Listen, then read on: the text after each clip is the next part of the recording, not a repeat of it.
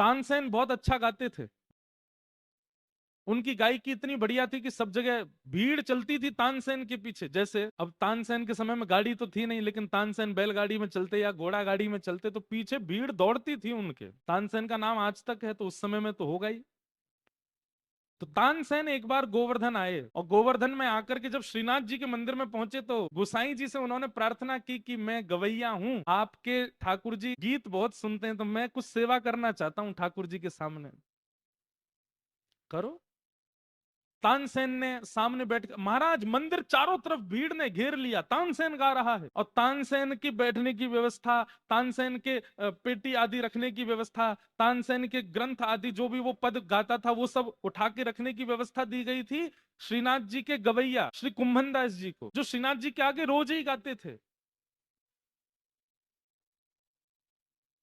कुंभन दास जी उसके सामान उठा रहे हैं, कुंभन दास जी उसके सामानों को उठा उठा करके इधर से उधर रख रहे हैं। तानसेन को भी लगा ये कोई ऐसा ही कोई सेवक होगा। तानसेन ने जैसे ही गाना प्रारंभ किया, आहा, खूब सुंदर गाया।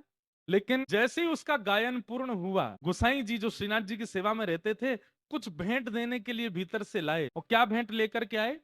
एक बढ़िया सुंदर महंगा वाला रेशमी कपड़ा, और उस रेशमी कपड़े में भीतर कुछ रख करके और तानसेन को भेंट दी। तानसेन ने जैसे ही रेशमी कपड़ा देखा, तानसेन को लगा कोई बहुत बहुमूल्य वस्तु होगी इसके अंदर।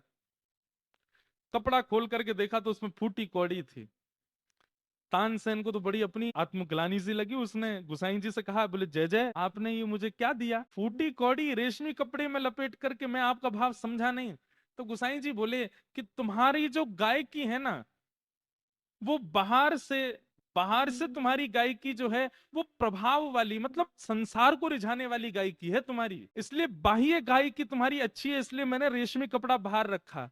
लेकिन ठाकुर जी को रिझाने के लिए बाह्य गायकी नहीं, हृदय की गायकी चाहिए, और उसमें तुम फूटी कौड़ी के समान हो। समझ में आई बात? तुम्हारी गायकी बाहर के लोगों को रिझा सकती है, ठाकुर जी को नहीं रिझा पाएगी। इसलिए दोनों स्थितियां, बाहर की गायकी है इसलिए रेशमी कपड़ा बाहर है, लेकिन ठाकुर जी को रिझाने के लिए हृदय की गायकी चाहिए, उसके लिए तुम फूटी कौड़ी के समान हो, इसलिए भीतर फूटी कौड़ी।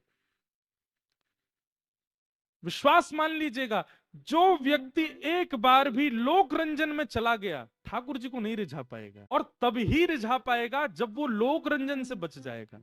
आज गोस्वामी जी महाराज की मानस जी, तुलसीदास जी की लिखी हुई रामचरितमानस इतनी प्रसिद्ध क्यों है, सबको इतनी प्रिय क्यों है? उन्होंने लोक रंजन के लिए नहीं लिखा। गोस्वामी जी स्पष्ट कहते हैं, स्वांत सुखाए तुलसी रघुनाथ गाथा, मैंने किसी को रिझाने के लिए नहीं, अपने तन को, अपने चित्त को प्रसन्न करने के लिए मैं लिख रहा हूं।